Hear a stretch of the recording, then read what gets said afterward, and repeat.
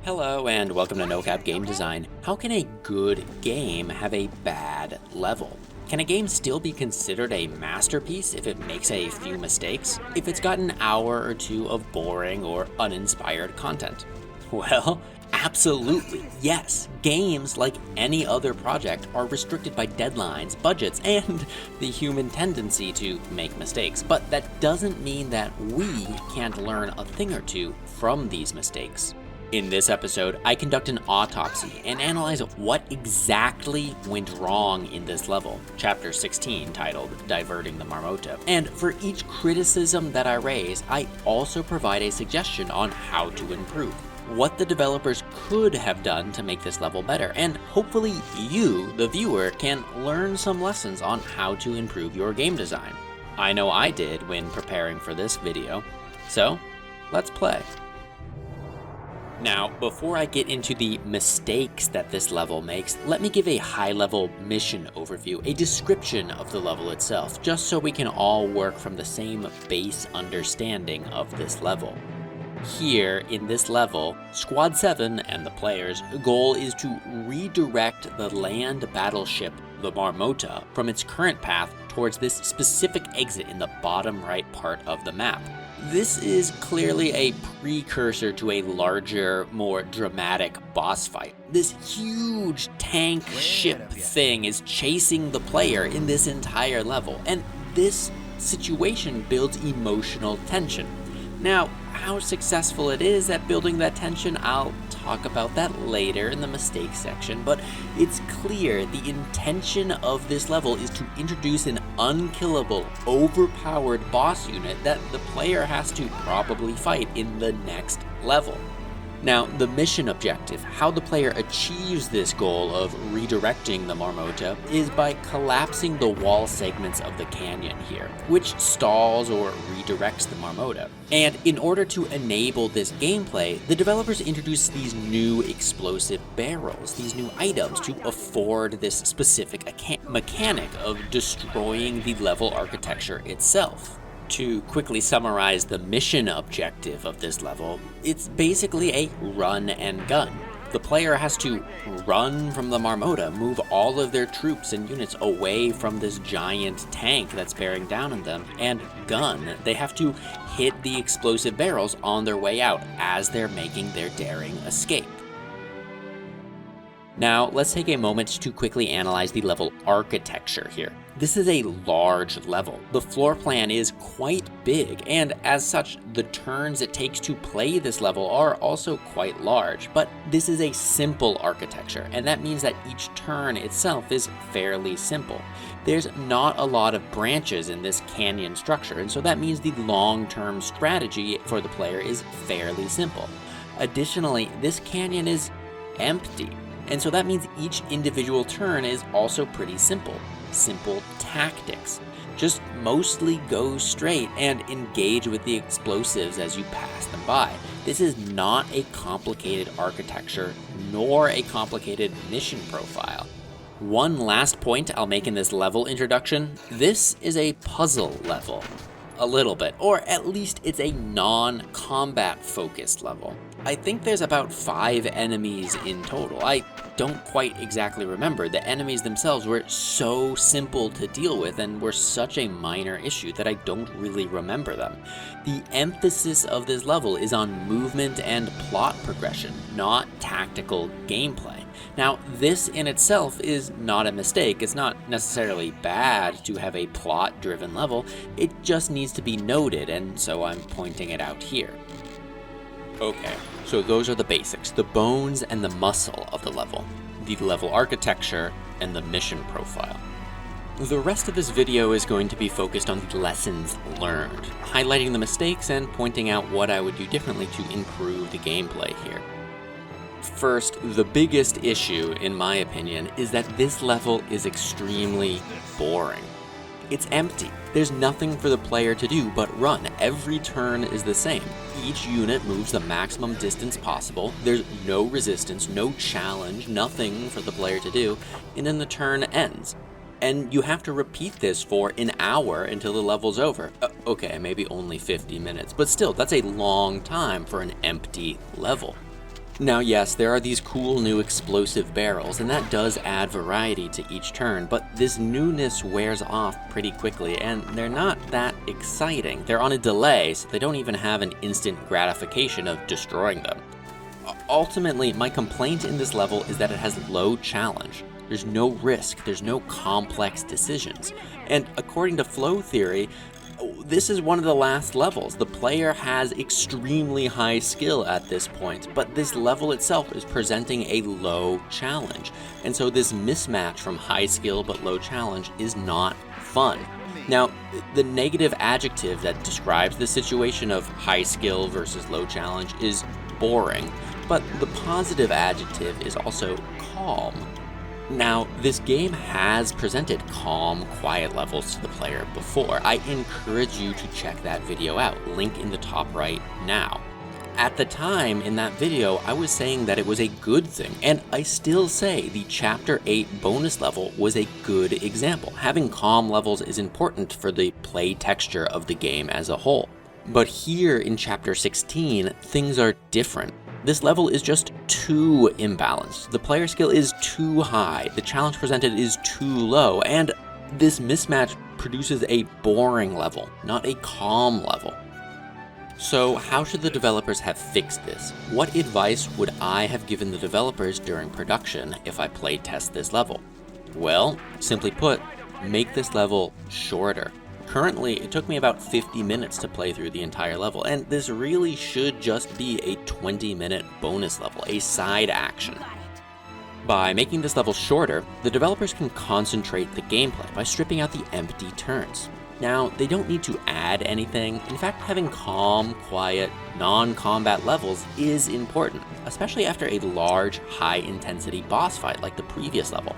It just doesn't need to be an hour of calm gameplay. A 20-minute breather, a palate cleanser between challenging boss fights. Good design.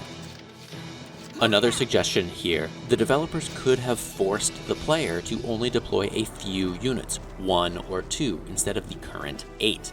Effectively, this would make each turn take a much shorter amount of time. Instead of moving 8 units as far as they can go, the player will only have to move 2 units as far as they can go each turn, and each turn will happen faster, so effectively the player can make progress faster. Ultimately, this suggestion is also to make the level shorter, just not physically shorter, but temporally shorter. Make the level itself take less time to play through. This suggestion also has a side effect of slightly increasing the difficulty, because the player has less resources, but mainly increasing the complexity. If the player only had 2 units, then they would have to plan multiple turns ahead to make sure that they can hit and find all of the required explosive barrels. This change would increase the level's challenge, but it would more closely match a player's skill, which would bring the flow theory balance a little bit more in, well, balance. The next element that feels off is the mortar fire. Now, the mortars are a mechanic that were introduced about 8 levels ago, so the player is deeply familiar with them by this point, and mainly used by the developers in the previous levels to force the player to move from an entrenched defensive position, or to make forward progress awkward for the player, marking areas off limits for a character to stop in. In this level, however, the mortars are extremely unimpactful. The player never needs to set up defensive positions, so the mortars aren't very useful for busting up non-existent defenses. And the architecture here is so wide that it's easy to avoid the mortar zones anyways. In fact, I just ignored them for the entire level. They were so unimpactful that they didn't influence my gameplay. Heck, a character even got hit by a mortar and basically walked it off in the next turn. Now, the fix for unimpactful game content like this comes from the legendary game designer Sid Meier.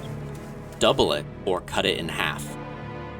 Now, here specifically, doubling the number of mortars from 2 to 4 still might not be enough. The level floor plan here is very wide and forgiving, but then maybe it should be doubled again from 4 to 8. The general principle here is small changes are hard to perceive. A 5 to 10% damage boost, for example, is not a lot. It's not an impactful change. If the player doesn't notice it or ignores a piece of content, then it basically doesn't exist. So grand dynamic changes, for example, cut the map in half or double the number of mortars, will make it easier for designers to find the fun, as Sid Meier's puts it. Now, my specific advice here, again, is to double the number of mortars, maybe quadruple them, to make each turn a little bit more tactical and engaging. But the larger lesson here is from Sid Meier. Don't be afraid to explore the game space. Make some bold strides during development. Double it or cut it in half.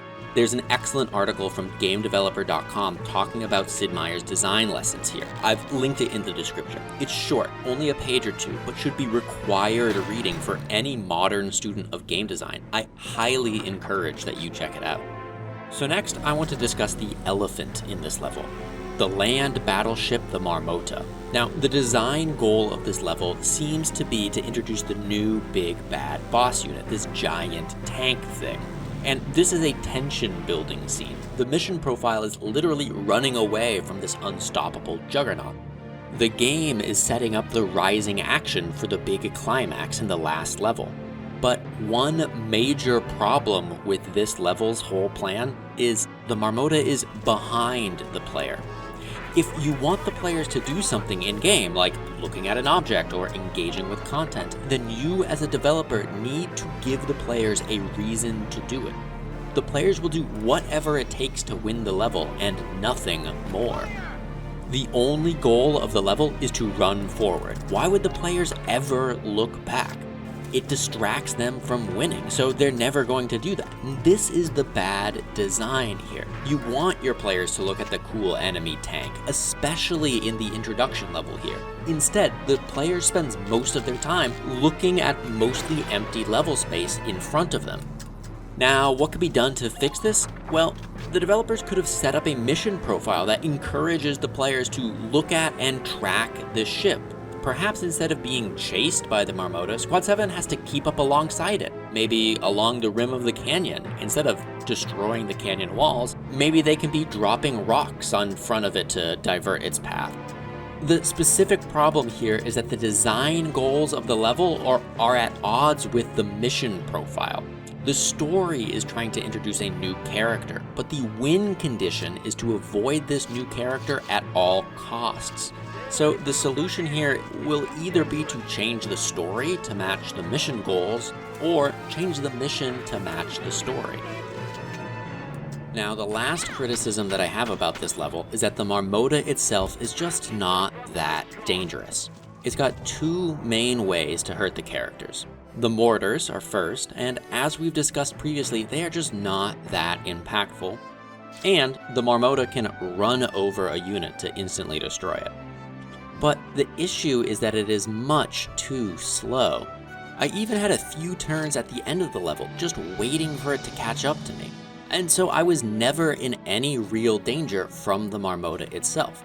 Because it has such little gameplay impact, players will just ignore it and not care about it. And this is really bad. This is the exact opposite of the level's design goal, of introducing and hyping up the unkillable, overpowered boss fight the player will need to overcome to beat the game. The Marmota just isn't scary enough, and to fix this is by making it more scary. And there are a few ways to do this. However, I think the most effective way is to make it faster. Press the player, really give them a sense of urgency and constant danger, pushing them through the level. The added benefit of making it faster is that it would make the level shorter, which is a good thing as we've discussed much earlier in this video. Now on this channel, I try and do my best and focus on the positive elements of game design. Learn lessons from what game developers do right so that we can make our games good too. But every once in a while there's a bad level, and it's not a bad thing. Every masterpiece has a couple of flaws in it, especially when you're trying to make something in the real world, when you have deadlines and budgets. In the Halo series, I talked about when you're trying to make a masterpiece, sometimes you also need to take creative risks, and sometimes these creative risks do not pay off. And that's okay, that's totally understandable. Nothing is perfect, even a masterpiece. So I hope your takeaway from this is not that, oh, this is a terrible game and the developers are terrible people here. No, this is an excellent game and the developers were amazing for most of the time. But sometimes people do make mistakes, and we as consumers of games as media can learn from those mistakes and make better decisions in our games going forward. Thanks for watching. And as I said, this is not my usual type of analysis and content, so if you liked it or if you didn't like it, then please let me know in the comment section, so that way I can learn from my own mistakes and produce better content for you going forward. In the next episode, Squad 7 races back to Randgreed, but is waylaid by a blockade. I'll see you there. The Gallians are attacking, sir! Let them attack. We'll show them what the tank brigade's made of.